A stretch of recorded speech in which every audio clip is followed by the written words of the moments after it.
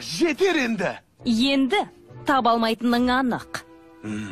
Сонымен, менің шашымды қайтпексің, ұрлап алмақсың. Не? Әлде сатасың? Жоқ, бері қара сұлуым, сенің шашыңда шаруам жоқ. Мені босатсаң болды. Мен кете қоям. Сонда саған шашым керек емес пе? Жоға, сенің шашыңды қайтем. Былай қой, соңыма қуғыншы түсті. Осы мұнағаны көрдім де, оның ішіне кірдім. Рас айтасың ба? Рас.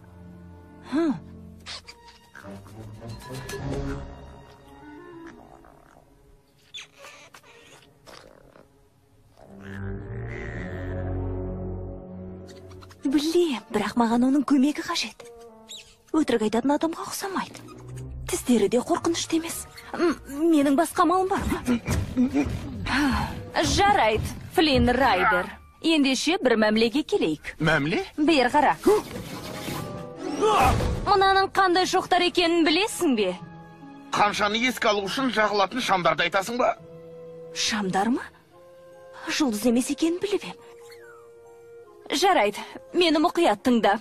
Ертең түнде аспанға мыңдаған шамдар ұшырылады. Сен мені сол шамдарды ұшыратын жерге апарасың. Сосын үйге шығарып саласың. Айтқанымды орындасаң ғана жолды ұрбаңды қайтарам. Қояр шартым осы. Сені ренжіткім келмейді. Алайда қазір патшалыққа бара алмаймын. Арамыз жақсы емес. Сондықтан ешқайды ертіп апара алмаймын.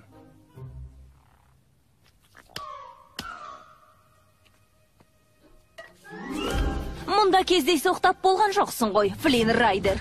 Бәлкім сені тағдыр, не жазымы шайдап әкелген шығар. Немесе ат.